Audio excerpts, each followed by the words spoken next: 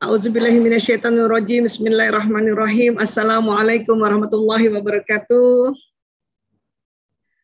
Alhamdulillahirabbil alamin. Wassalatu wassalamu ala asyrafil anbiya'i wa mursalin wa ala alihi wa sahbihi ajmain, amma ba'du.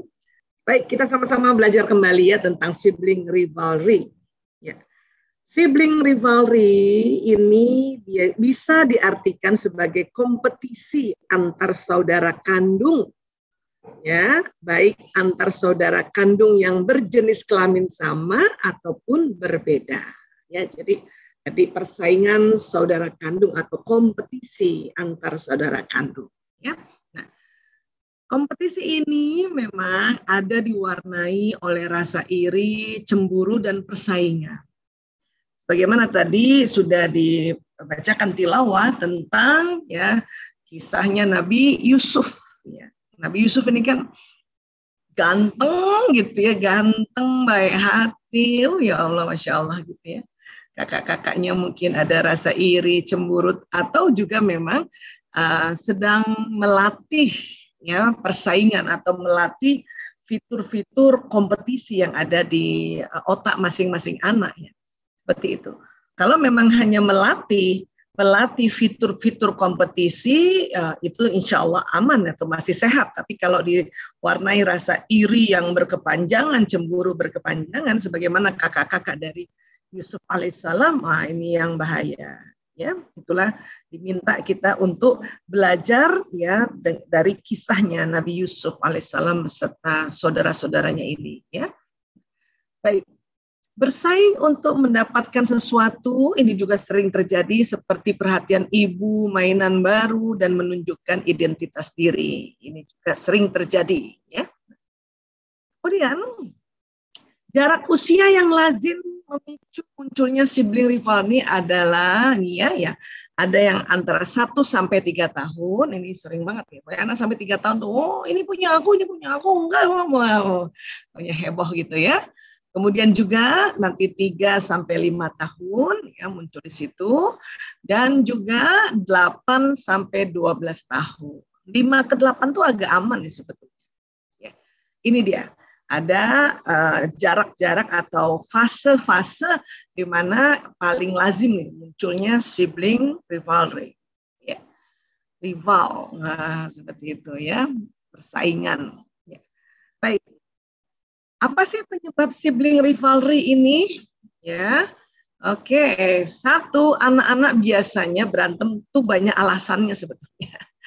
Ya, namun ternyata beberapa di antaranya tidak seburuk yang kita bayangkan, malah baik. Ya. Nah, kemudian contoh misalnya mereka merasa kalau saudaranya adalah orang yang cukup aman untuk melatih leadership mereka, melatih kontrol, melatih identitas, dan komunikasi tentang kebutuhan atau perasaannya. Maksudnya apa, Bu Isa? Maksudnya gini, ya, rumah ini tempat yang aman buat mereka kan memperlihatkan perasaan yang besar ya. Ada istilah kita big feeling atau perasaan yang jujur, honest feeling. Ya, jadi mereka nih senang melakukan uji coba dinamika sosial dan juga uji coba sebab akibat namanya. Jadi ada mikirnya gini, kalau aku cubit kira-kira reaksi kakakku gimana ya? Kalau aku dorong kakak seberapa jauh ya gitu? Kan nggak mungkin dia coba di anak tetangga kan? Nggak mungkin. Ya, itulah bawah sadarnya anak-anak melihat bahwa rumah ini aman untuk kita, itu tadi memperlihatkan 2 tadi. Big feelings atau honest feeling, ya, perasaan yang jujur gitu. Ya, nanti adik juga gitu, kalau aku cubit pipi perempuan adikku, coel-coel telinganya, apa yang terjadi lah, ya gitu. Dia ingin tahu. Itu namanya uji coba dinamika sosial, dan tahu juga, pengen tahu sebab akibatnya gitu. Namanya juga anak-anak di mana otak mereka sedang dalam ya pembelajaran terus, pembelajaran terus. Ini yang juga harus kita tahu, ya. Kemudian big feeling tentang kepemilikan juga, ya, teritorial, giliran, ya, cuma itu normal aja di antara mereka. Nah, saat berantem sebetulnya mereka sedang menunjukkan kalau mereka butuh arahan aturan yang jelas, atau itu tadi supaya ibunya datang gitu ya, jadi kumpul keluarga ya, dan alasan lainnya juga ada ya. Konflik terjadi karena salah paham, seringnya sih karena perbedaan usia ya, atau iseng ya, pokoknya anak-anaknya. Kita juga mungkin dulu begitu ya, cuman dulu mungkin kita tidak terlalu bisa menyatakan honest feeling kita, perasaan jujur kita, karena orang tua kita dulu mungkin belum lagi mempunyai metode parenting seperti saat ini. Itu juga masih jarang belajar bagaimana parenting. Zaman dulu juga taklim aja jarang lah ibu-ibu taklimnya. Sekarang alhamdulillah di pandemi ini ada hikmah lagi, bisa kita taklim dari rumah masing-masing. Ini menyenangkan loh buat ibu-ibu loh. Kalau aku sih seneng ya. Jadi nggak keluar rumah gitu, senang banget. Ya, walaupun sesekali aja, sesekali keluar rumah, habis itu kembali, karena memang ke rumahlah kita kembali biasanya ibu-ibu ini. Ya, nah. Kemudian mereka juga minta perhatian orang tua sebetulnya. Karena lucu sih orang tua kalau pas lagi berantem, orang tua perhatiin. Walaupun kita ngomongnya, apa itu? Jangan berantem. Tapi kan kita ngomong gitu ya. Kita bersuara sehingga mereka menganggap, oh ini kalau kita berantem atau kita bikin keributan, bapak ibuku ngomong. Tapi waktu mereka kompak, mereka damai, nggak ngomong, bapak ibunya masih ya sibuk dengan gadget masing-masing kan gitu. Karena anak-anak kan gitu, pengen bapak ibunya ada suara. Gitu. Untuk itulah sebelum mereka berantem dan kita ngomong, ya, waktu dia damai pun kita ngomong, alhamdulillah, alhamdulillah, anak ayah damai hari ini. Gitu. Itu juga perlu gitu. Atau ikut turun main langsung pada saat anak-anak damai, sehingga anak-anak belajar di otaknya, oh kalau kita damai, ibuku ikut main. Ya, oh kalau kita damai, bapakku ikut main. Gitu. Ini yang kita harus jeli nih orang tua. Kemudian mereka belajar kompetisi untuk mempertahankan haknya. Ini punya aku, bukan punya aku, gitu. Itu kan lagi belajar. Kadang-kadang kita belum apa-apa sudah ya, jangan berantem gitu. Nah, padahal kan mereka lagi belajar berkompetisi. Sekolah aja berbasis kompetisi. Terus gimana kalau di rumah, kalau lagi dia belajar mempertahankan haknya, memang barang dia kok, memang mainan dia kok, gitu. Kok disuruh ngalah melulu kan gitu. Ya, ini kita harus paham dulu ya, kenapa sih dia harapan anak-anak sebetulnya. Anak yang kecil biasanya pengen diperhatikan dan ditemenin kakaknya, tapi nggak tahu bagaimana cara menyampaikannya. Namanya juga anak kecil, nggak bisa ngomong. Belum pandai bicara, belum pandai mengutarakan pikiran dan perasaannya. Jadi taunya ya udah merajuk aja, taunya bikin kasus aja. Karena kemarin waktu bikin kasus, kakak juga ngomong. Kakak juga memperhatikan, walaupun memperhatikan dengan intonasi marah. Tapi bawah sadar adiknya, oke, ya aku diperhatikan. Inilah sebelum sampai mereka merajuk marah, harusnya dalam kondisi mereka baik-baik aja atau sedang senang-senang saja, kita memperhatikan. Seharusnya kan gitu. Si kakak kan memang belum dewasa juga kan, maka kita lah yang memberikan contoh kembali. Masya Allah. Konflik kakak adik itu sebetulnya normal. Ya, normal. Bahkan bisa dibilang penting untuk belajar mencari resolusi konflik.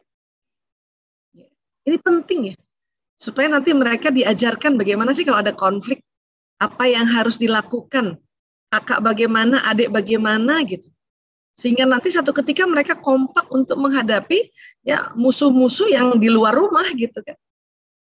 Ya. Dan ingat ya, bukan selalu adik yang disalahin atau bukan selalu kakak yang disalahin, bukan selalu adik yang dibelain atau kakak yang dibelain. Kita lihat tadi duduk perkaranya itu dilihat. Jadi orang tua bila membantu mereka untuk menghandle-nya dengan baik, maka inilah menjadi proses pembelajaran. Ya. Kembali lagi nih kita, mau apa enggak? Kalau enggak rugi loh. Anak usia-usia kayak gini tuh cuma sebentar. Saya rasanya baru aja bulan lalu itu lihat anak loncat sana loncat sini. Sekarang alhamdulillah ya Allah, hari ini juga saya bahagia sekali anak keduaku yang dengan watak yang keras. Anak kedua saya itu wataknya keras, mau sempurna, mau ngatur. Alhamdulillah, tapi dia dokter tadi. Saya senang sekali bersyukur ada 12 orang dari 80 yang hari ini sumpah. Total semua yang ada teman-temannya belum sumpah 150. Alhamdulillah dapat cum laude. Itu tuh seneng banget. Hanya kondisi pandemi kita orang tua nggak bisa ada offline bersama dia, hanya dari online gitu ya. Ini puntennya intermezzo sedikit dalam kaitannya tadi waktu kecil mereka semua itu ya ada seperti ini, sibling rivalry ada dan yang heboh pun ada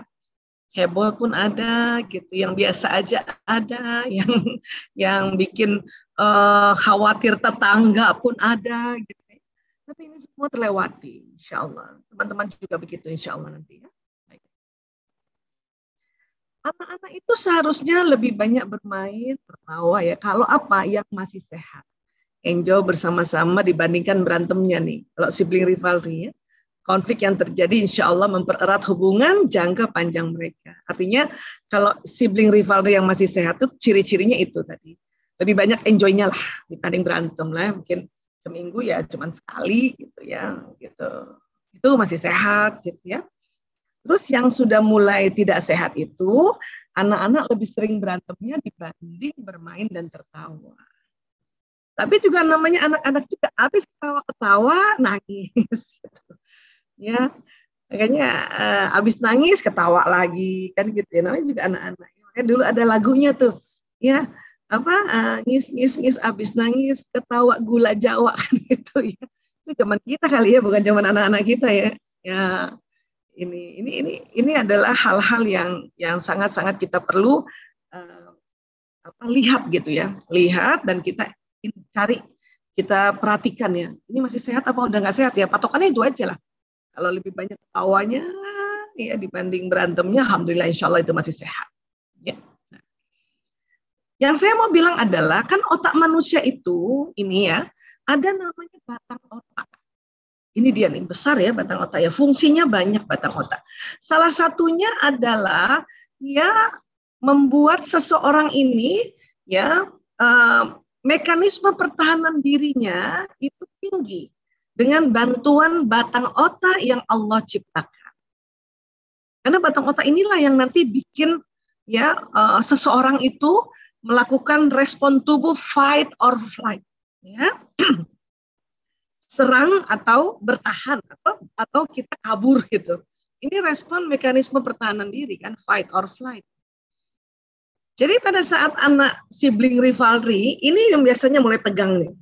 Punya aku, dia sedang ya belajar untuk mempertahankan haknya.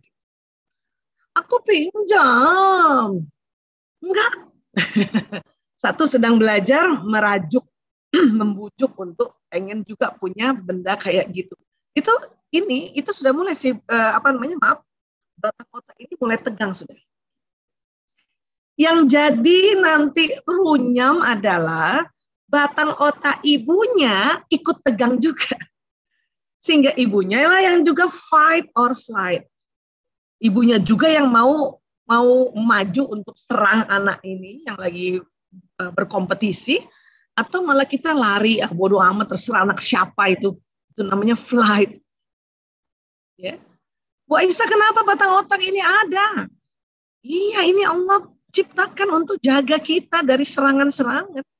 Buat teman-teman yang sering saya mendengarkan saya cerita tentang batang otak ini, inilah yang jagain kita. Kalau tiba-tiba ada copet, ada maling, ada dikejar binatang buas, ya dikejar anjing kah, dikejar beruang kah, macan kah, atau tiba-tiba ada gempa kah, ya ada banjir dan sebagainya, ini yang bekerja. Ya, ini yang bekerja. Otak yang lain semua off. Ini yang bekerja. Otak ilmu intelektual yang di depan di sini terblokir sementara.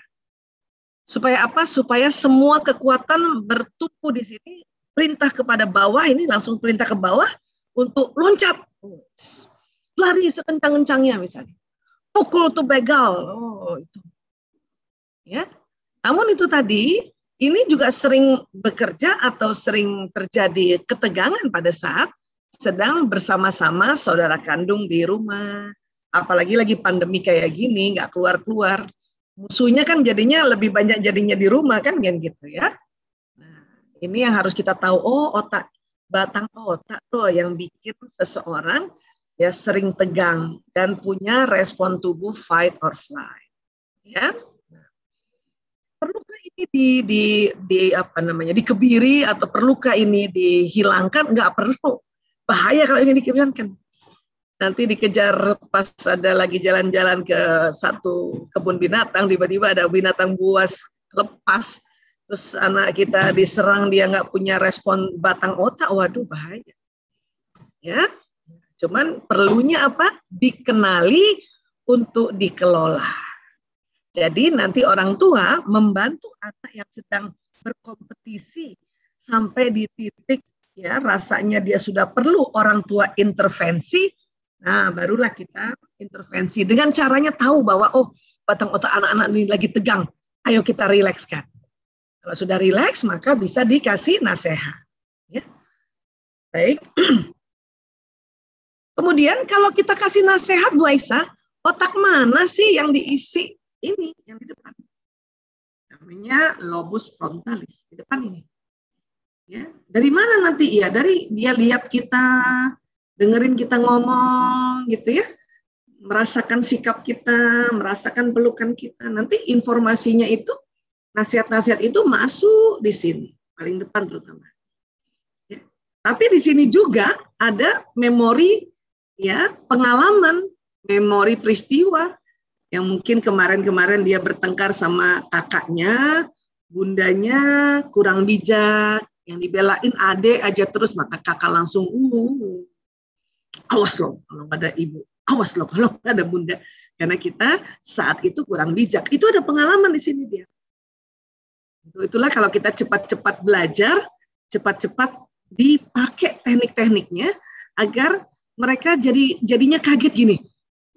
Kemarin kok bunda aku belain kakak ya atau belain adik, kok sekarang dia beda ya gitu. Nah, pengalaman-pengalaman yang beda ini membuat anak-anak itu terperanjat, kaget, dan dia menjadi sesuatu yang wow ya, ini kejutan. Dan itu yang nanti bisa membuat anak-anak ini punya sikap yang menjadi lebih baik gitu ya. Karena yang di sini isi. Ya. Nah, apa yang terjadi Bu Aisyah di situ ini, sambungan otak ini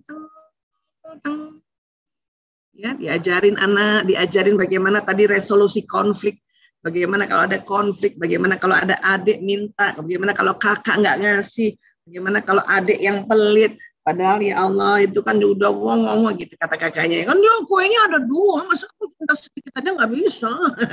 Itu nanti ya bagaimana kita ngajarin mereka bijak itu nanti diisi di otak mereka. Tapi kita nggak bisa ngajarin mereka sesuatu kalau otak kita juga nggak diisi. Inilah kita setiap hari belajar. Saya lihat teman-teman, alhamdulillah ya Allah, ini teman-teman ikut belajar. Mbak Mas Luka juga ikut belajar lagi. Tadi siang udah ikut belajar lagi. Alhamdulillah keren banget. Ini untuk mengisi otak kita ya. Saya aja sampai sekarang tetap belajar aja. Setiap ada referensi baru, lihat lagi. Ya, lihat lagi, kemudian bandingkan lagi dengan prophetic parentingnya ala Nabi. Oh ya Allah, langsung tambah kagum. Rasulullah udah ajarin ya. Ini yang berikutnya, riset berikutnya itu nanti memperkuat saja bahwa oh benar yang Rasulullah ajarkan ya. Ya. Nah, termasuk juga orang tua ya. Itu karena sering juga kita punya pengalaman dulu-dulu beberapa lalu gitu ya. Atau pengalaman waktu kita kecil, orang tua kita berlaku seperti apa, itu juga ada di otak kita. Itu juga sering mengganggu loh. Ya, teman-teman juga sudah sering dengar itu istilahnya inner child memory. Ini ada di antara file-file neuron tentang memori ini kan ini bertumpuk banyak sekali ini. Ya, di antaranya juga kita waktu kita sedang sibling rivalry dengan saudara kita dulu, gimana respon ayah ibu mensiasati atau menyikapi itu juga masuk di otak kita. Kadang kalau kita nggak belajar parenting, kita ikut caranya ayah ibu. Ya kalau waktu itu ayah ibu cukup bijaksana ya. Zaman dulu kan ayah ibu juga masih agak otoriter ya. Apalagi parentingnya masih ala-ala kolonial Belanda dan Jepang ya, yang Aduh, sadis lah itu, Masya Allah. Ya. Nah, akhirnya banyak juga di otak kita ini mind setting yang keliru. Ya, apa itu? Nah, ini. Mindset negatif yang biasanya diyakini oleh kita sebagai orang tua itu apa sih?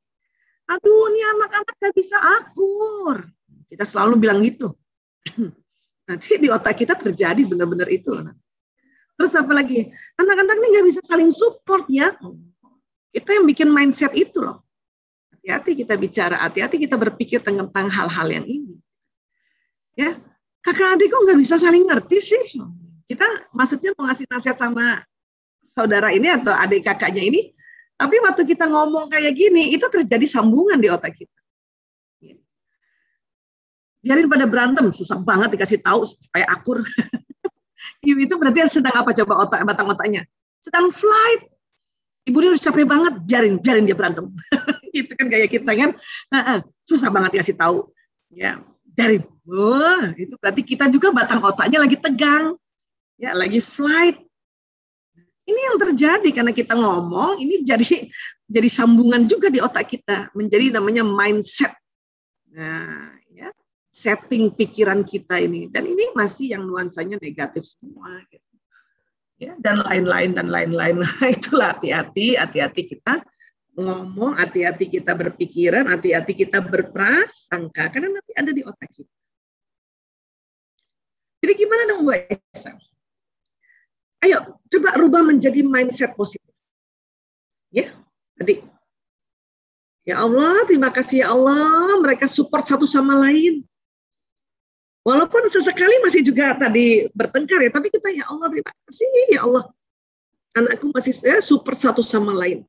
Sesekali bertengkar, itu normal gitu kan. Lagi belajar apa? Belajar kompetisi. Apalagi anak laki. Anak laki itu memang di otaknya itu ada program kompetisi. Memang ada. Sampai besar pun laki-laki itu selalu berkompetisi. Untuk apa coba? Untuk menjemput nafkah keluarga. Itulah kenapa bapak-bapak itu senang apa? Senang rapat atau senang debat dengan lawan bisnisnya. Rapat itu berkompetisi. Ya, gitu. Perempuan kita itu memang program kompetisi itu kecil. Perempuan itu ada program di daerah otaknya di sini ini ya, mungkin daerah sekitar sini ya. Itu berkumpul. Jadi ibu-ibu pas lihat anaknya bertengkar tuh jadinya kesel gitu, mau ibu-ibu pengennya kamu berkumpul dong dengan baik gitu. Karena otak kita tuh ada berkumpul. Makanya kalau ada program-program berkumpul, ibu-ibu cepat datangnya, kumpul. Ya, nah jadi ini harus paham ya, apalagi yang punya anak laki-laki ya. Konflik itu menjadi kesempatan emas untuk belajar sesuatu. Coba deh dirubah deh. Ya, kita sebagai orang tua ya, mungkin guru, bapak ibu, ayah bunda, coba dirubah di otak kita. Oh, konflik itu kesempatan emas ya untuk belajar sesuatu. Konflik itu momentum ya, momentum emas untuk belajar sesuatu ya. Golden moment untuk belajar sesuatu. Saya kadang-kadang suka ngeliatin aja anak-anak bertengkar, masih bertengkar mulut ya. Nanti ada hal-hal yang baru kita intervensi. Nanti kita belajar juga cara intervensi kalau mereka sudah naik menjadi ya berbahaya gitu. Tapi ini dulu masuk di otak kita tuh. Ya. Nah, saudara kandung itu punya hubungan yang spesial ya. Maka kalau saudara kandung nih, ya dia bertengkar kayak apa, tapi kan itu dia punya hubungan spesial yang nanti mudah memaafkan. Sampai besar juga gitu. Misalnya nih ya, kita sudah menikah. Suami berantem sama saudara kandungnya. Udah, yang jadi ipar diem, tenang. Gak usah ikut-ikutan. Gak usah. Karena mereka habis bertengkar, besok pun sudah baikan. Kita belum tentu ipar ini dibaikin lagi. Orang dia punya hubungan spesial. Dan sampai kapanpun itu saudara kandung nggak bisa putus hubungan kerabat ya, kekerabatan dari satu rahimnya itu nggak bisa putus. Ya, kalau ipar bisa putus. Kita ikut-ikutan belain suami. Adik ipar, kakak ipar tuh bisa berkomplotan itu, bikin putus, ganti katanya. Ya, aduh, nauzubillah min dzalik. Karena sekali lagi saudara kandung itu punya hubungan yang spesial. Jadi kita tenang ya, tenang. Memang diharapkan kita nih tenang aja. Dan mereka saling tahu sejarah hidup satu sama lain. Tadi lucu ya, saya aja merasakan itu sekarang, anak-anak pas udah gede nih ya. Apalagi kalau lagi kumpul-kumpul, makan bareng, atau kumpul keluarga tercerita. Mas Lanang cerita Prio kecil cerita Mas Lanang kecil. Lanang cerita kakung kecil, kakung cerita jaler kecil gitu ya. Ya anak-anak kadang-kadang kita ketawa gitu ya Allah ya. Dan kadang-kadang juga ibunya suka dimarahin sama anak-anak, ibu sih katanya gitu. Ya, kalau ngurus kerjaan waktu itu kelamaan. Jadi aku kan sepi. Oh, ya nak, ibu minta maaf ya, nak, ibu minta maaf. Udah gitu aja. Nggak usah juga berkelit kita. Ya. Habis nak dulu tuh ibu itu ya menjaga bangsa ini dari masalah narkoba. Nggak usah ngomong kayak gitu, ngapain? Nggak usah bela-bela diri. Langsung aja minta maaf. Ibu minta maaf ya, nah, ibu minta maaf. Ya. Saya tebus saat ini lagi pandemi yang dulu keluar terus, sekarang di rumah terus, malah seneng. Baik, jadi sekali lagi mulailah di otaknya si ibu, si ayah ini ya punya mindset positif. Ya, yuk hafalin yuk. Ya, satu, mereka support satu sama lain. Konflik itu adalah golden momentum, kesempatan emas. Saudara kandung apa? Punya hubungan yang spesial. Dan mereka juga nanti saling tahu tentang sejarah hidup mereka. Seru lagi ceritanya, seru. Ya, jadi masuk di otak kita. Sehingga kalau anak lagi berantem, tenang dulu, tarik nafas, istighfar, ya Allah dia lagi belajar. Mereka sedang belajar. Jadi belajar itu bukan cuma baca buku doang ya Bu, bukan cuma ngerjain PR doang, bukan cuma ngerjain tugas doang. Lagi berantem itu juga belajar. Ya, bahkan belajar pelajaran yang dari sekolah gitu. Bagaimana cara berdamai gitu. Ya. Atau belajar dampaknya ya saling bertengkar, kan lagi belajar. Kemudian mengatasi sibling rivalry gimana Bu Aisyah? Banyak cara ya, tapi ini ada cara yang simple. Ya. Kita singkat ya, SALP, salep, salp. Ya. Jadi ini SALP, salep. Ya, mengatasi sibling rivalry. Tentu salp ini singkatan. S-nya apa? Secure. A-nya action. Ya. L-nya limit set. P-nya problem solving. Jadi disingkatnya solve. Satu-satu kita bahas ya. Secure. Secure. Ya. Pastikan mereka dalam kondisi aman. Jadi waktu sudah mulai dengar suara-suara, kita mulai lihat aja, lihat dulu dari jauh. Aman. Mulai tinggi intonasi suara, walaupun kita kadang-kadang nggak ngomong dulu ya. Lihat dulu. Apa sih? Mulai tinggi intonasi suara, mulai mendekat kita. Ya, untuk pastikan mereka dalam kondisi aman. Ya. Nah, kalau sudah mendekat tuh ya, dan satu udah tangannya begini, kita langsung tangkap tangannya. Ya, pegang tangannya, ya. Tapi yang baik pegangnya ya, kindly and firmly. Pegang tapi yang lembut. Kadang banyak ibu-ibu main gituin tangan anaknya, hati-hati malah fraktur itu, patah atau dislokasi, aduh lebih parah lagi. Ya, pegang aja, pegang up. Gitu. Ya. Untuk itu, sebelum kita pegang tangannya, kita sudah duluan tarik nafas istighfar. Mohon sama Allah, ya Allah, mohon lembut ya Allah. Pakai Ali Imran 159-nya dipakai, ya Allah, mohon lembut ya Allah, mohon. Jadi pegangnya itu juga. Ya. Nah, jadi sekedar untuk menghentikan aksi mereka. Sekedar gitu. Ya. Jadi katakan dengan tenang bahwa nak, memukul, mendendang, mencakar, menggigit, mendorong itu ya ini nggak baik ya nak ya. Pokoknya harus dihentikan. Berhenti dulu, stop. Atau gitu. Stop memukul, stop menendang, stop mencakar, stop menggigit, ya. Stop mendorong. Ups.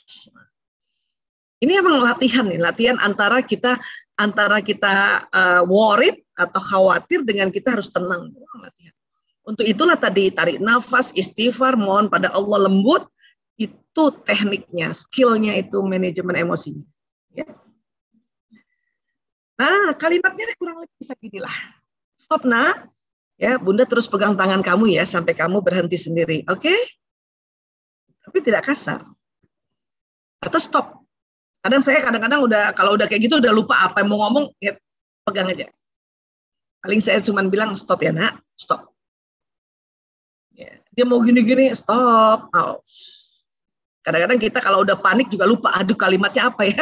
Jadi nggak usah dihafal. Aduh, itu apa ya? Nggak usah gitu. Malah nanti nyari-nyari kalimat bingung lagi. Pokoknya stop gitu ya, stop. Itu secure. Ya.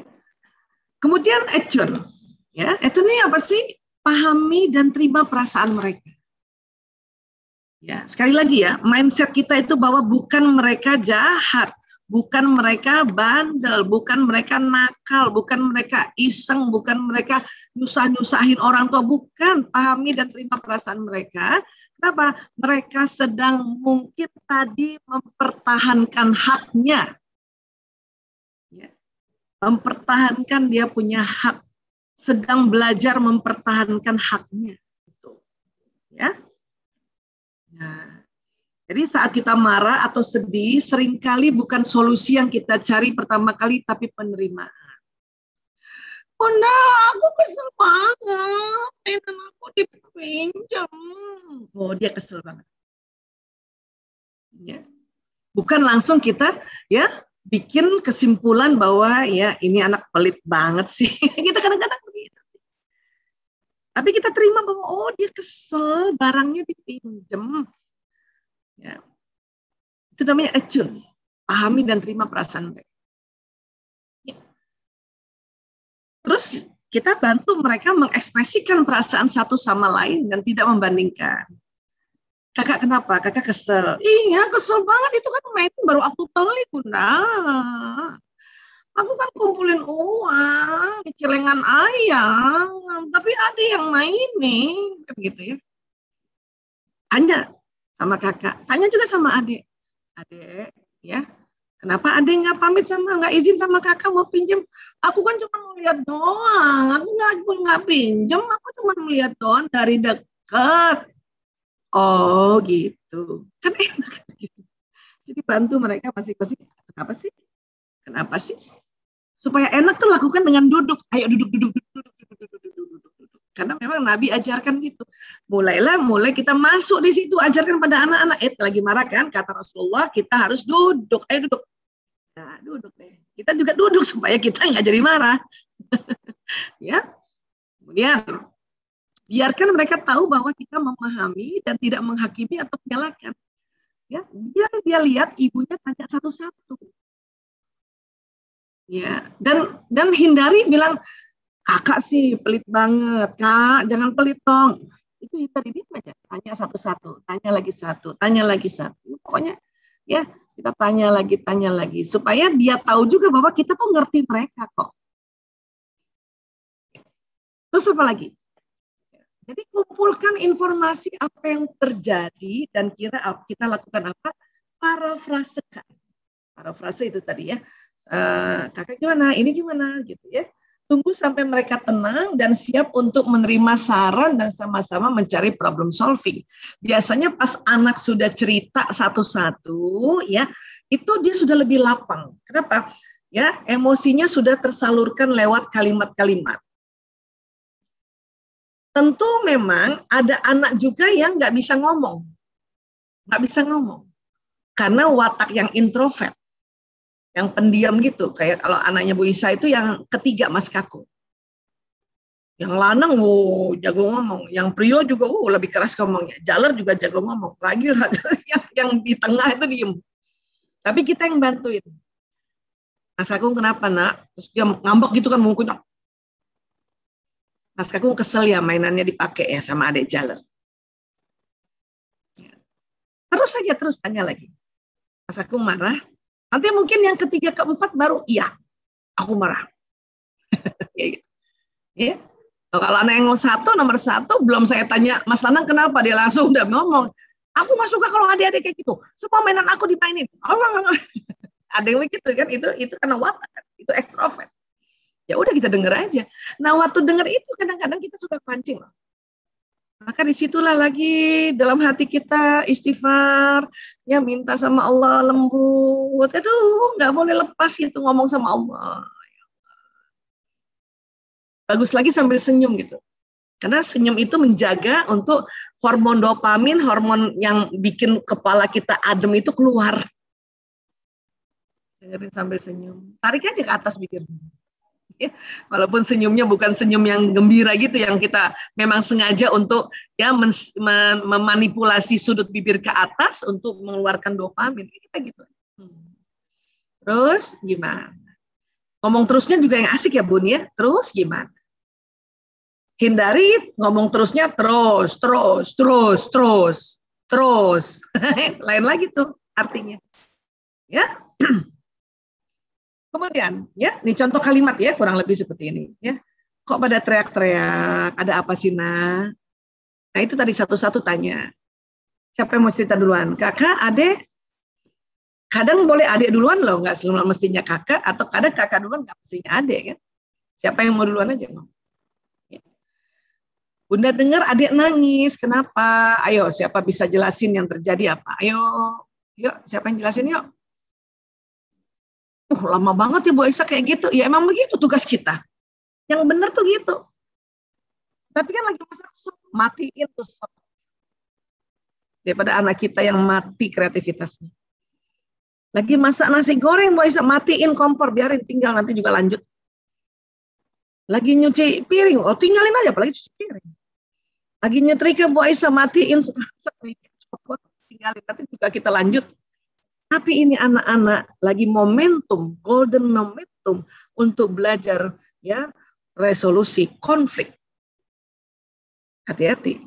Ya, kita kadang-kadang menyelamatkan yang makanan apa segala macam. Apalagi kalau kita lihat masih lama ini buat makan malam, bapaknya juga belum pulang, ya udah matiin aja dulu sebentar. Ya, atau titiplah sama khadimat kita kalau ada yang bantuin ya, tolong ya, aku mau ini nih, mau nemenin anak-anak, ya. Kemudian apa lagi? Kamu marah, adik mukul ya, kamu kesel. Nah itu tadi, memvalidasi emosi. Kita tanya, ya, kakak kesel ya, adik marah ya ini. Ya, ini yang nanti membuat anak-anak bisa atau pandai ya mempunyai manajemen emosi. Atau akhirnya nanti dia mempunyai kecerdasan emosi yang mumpuni, yang bagus. Ya, ini action. Jadi kita pahami.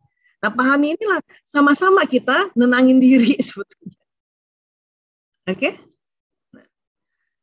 limit set, ya masuk limit set. Ini tetapkan batasan. Ya. Berikan batasan-batasan pada anak-anak untuk menjadi pedoman. Ya, misalnya sertakan juga alasan yang rasional. Ya.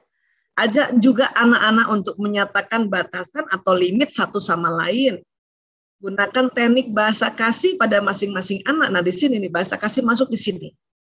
Ya, Mas Lanang, anak ibu yang baik budi, bijaksana, ya kan gitu. Boleh nak pinjam dulu mainannya 5 menit aja nak. Misalnya gitu. Ya. Di sini. Nah, misalnya adiknya yang bahasa kasihnya sentuhan fisik, di sini kita pakai ya, sambil peluk adiknya atau usap-usap kepalanya atau bahunya. Dan kebalik ya. Ini ilmu bahasa kasih, mendeteksi bahasa kasih utama anak masing-masing itu harus sudah mulai auto skill itu, bahasa kasih pertama dan kedua. Ya, nanti kita bahas sedikit lagi kalau ada yang bertanya bahasa kasihnya. Kakak yang dipuji ya puji dia. Adik yang misalnya di physical touch dia. Ya. Atau kakak yang layani dia. Adik yang ditemenin quality time temani dia. Nah ini Bunda tahu kakak marah kamu marah sama kakak, tapi mukul itu kan nggak boleh enak karena dipukul itu sakit. Tapi kita sambil memeluk dia, ya. Dan si kakak juga kakak sayang, ya, kakak yang selalu bijak. Ya. Biasanya kan kakak baik sama adik, suka pinjemin mainan. Jadi kita pakai bahasa kasihnya, baru kita kasih limit setnya, tetapkan batasan-batasan bahwa kamu sebetulnya baik. Gitu. Atau kalau dipukul sakit, ini kan masuk di sini. Ilmunya di sini nih sebetulnya. Ya. Jadi kamu nggak mau kalau Ade pinjam mainanmu. Kalau gitu bilang sama Ade dengan suara yang jelas dan pelan agar adeknya paham ya nak. Coba bilang nak. Jaler. Nah gitu. Anak-anak kalau lagi marah kan disuruh lembut, belum tentu langsung bisa lembut. Karena itu kan energi kan. Ya. Jadi paling nggak dia mau ngikutin kita, jaler. Itu mainan kakak. Kakak beli mahal. Ada anak kan kayak gitu ya. Kakak beli mahal. Jadi makanya kalau mau pinjam besok aja atau minggu depan aja. Itu punya kakak. Ya. Adiknya karena sudah diberikan batasan dan dijanjikan besok ya. Oke, gitu. Ya. Kemudian apa lagi? Problem solving. Ya. Cari solusi masalahnya nih. Ya. Setelah mereka diamankan, kemudian kita menerima dan memahami emosi dan menyatakan aturan kembali, ya. Karena kalau orang lagi marah, lagi kesel kan lupa tuh peraturan-peraturan kan, batasan-batasan tadi, makanya diulang lagi. Ya. Baru cari solusi masalahnya. Jadi saatnya membantu mereka mencari solusi. Ya. Solusi ini baiknya berasal dari anak-anak sendiri, tapi bisa juga dari orang tua. Tapi kalau udah mulai mahir kita bisa tuh dari anak-anak sendiri solusinya. Oke, sekarang kakak sama adik maunya gimana? Kita pancing kan. Gitu. Nah sekarang menurut kakak, kamu sama adik harus gimana dong?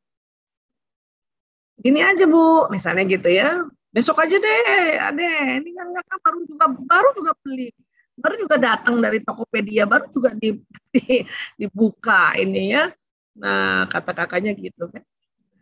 Kalau gitu, ayo kita bagi kuenya jadi 2. Separuh buat kakak, separuh buat adik. Setuju? Tanya dulu setuju apa enggak. Ya. Dan lihat juga kalau kakaknya gendut, masa cuma separuh, adiknya kecil kasih separuh. Ya. Tapi kadang-kadang mereka tuh lucu ya. Kata adiknya kakak aja yang lebih besar kan kakak gendut. Dulu begitu, Lana kan gendut. Adiknya kan dikasih separuh, nggak cukup perutnya, orang adiknya kurus. Tapi kan biarin aja, kita mancing aja kan gitu, ya. Nah, udah deh beres, asik. Habis itu mereka main lagi kok. Ini ada contoh kasus ya.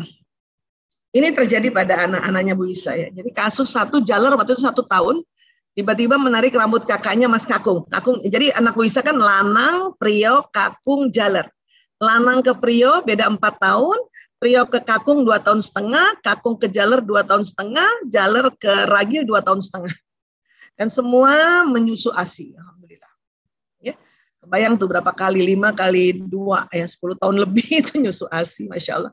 Ya, nah jadi saat itu jaler tarik rambut kakung sangat kencang sampai Mas Kakung nangis keras. Ya, kita pakai apa? Secure tadi. Kita amankan dulu. Lepaskan rambut Mas Kakung dari tangan Mas Jaler. Lepas pelan-pelan aja pelan-pelan. Jaler nak. Itu sampai dalam hati juga ya Allah ya Allah. Secure. Kita amankan dulu. Kemudian actionnya dulu kita untuk pahami perasaannya. Ya. Oh, Dek Jaler narik rambut Mas Kakung ya. Sakit ya nak, maaf ya nak. Bilang sama Kakung gitu. Maaf, sakit ya nak ya. Maaf ya nak ya. Jadi kita bilang sama Dek Jaler, karena sampai Kakung ya, belum tahu kalau itu sakit kan. Dan kita kasihan juga Kakung rambutnya ditarik, jadi kita minta maaf juga langsung maaf sama si Kakung dan bilang bahwa ini sakit ya. Jadi actionnya kan kita dapat. Jaler, ibu lihat kamu senang banget tarik rambutnya Mas Kakung. Waktu itu kan gitu ya. Nah, limit setnya adalah ya Jaler, walaupun kamu senang tarik rambut ini, tapi nggak boleh ya nak ya, karena bikin Mas Kakung sakit. Nah, limit set karena jaler adalah ya physical touch untuk bahasa kasih utamanya. Waktu ngomong tentang ini sambil dipeluk-peluk jalernya, peluk-peluk, usap-usap belakangnya. Ya. Nah, problem solvingnya apa nanti? Jaler kalau mau pegang Mas Kakung, pegangnya dielus kayak gini ya. Nah, kita ajarin. Karena saat itu jaler bukannya marah, bukan jahat sama kakaknya. Dia pengen senang karena rambutnya Kakung tuh bagus banget dulu. Ya lebat, kemudian lembut gitu ya, sesuai anaknya juga lembut. Jadi kalau ditarik tuh cut gitu ya. Ya, dia mau belai sebetulnya tapi menarik. Nah, inilah salepnya nih.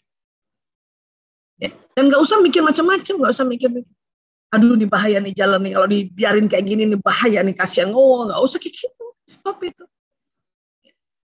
Ada lagi contoh kasus berikutnya, ya. Oh, ini tambahan lagi ya, Mas Kakung dekat adik sini supaya bisa dielus. Nah, itu tambahan-tambahannya lah. Karena kita tahu bahwa jaler ini sebetulnya mau membelai sebetulnya.